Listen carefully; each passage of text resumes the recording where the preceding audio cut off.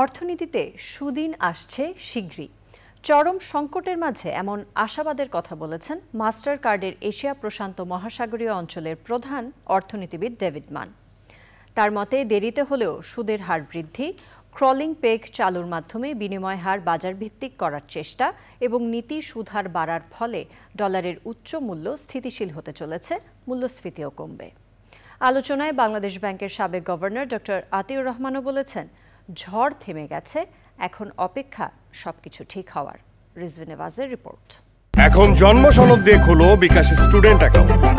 নিজের বিকাশ নিজে কর।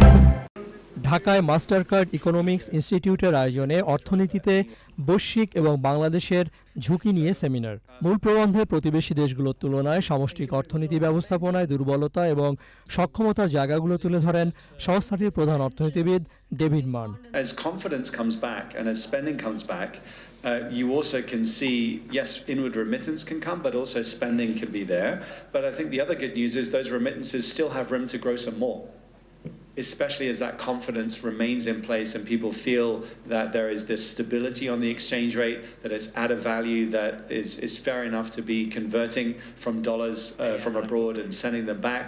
Same thing with the exports are doing better. 5.8% GDP growth in 2024, 2025 5.7%. Inflation will come down in 2025 at 8%. And crawling peg থেকে এটাকে actually আস্তে আস্তে gradually towards it should be open for the market to determine the rate of FX. মুক্ত আলোচনায় অর্থনীতিবিদ এবং ব্যাংকাররা সরকারকে বাস্তববাদী হওয়ার পরামর্শ দেন। So at one point also we are seeing that people have less confidence in the banking industry. That is also not good, which is also pushing some of the currency outside bank. So that also need to be brought in because at this point of time we are having stress on the liquidity. Sri Lanka পারলে বাংলাদেশ কেন পারবে না? প্রশ্ন অর্থনীতিবিদদের। The storm is over, and we will be moving towards stabilization.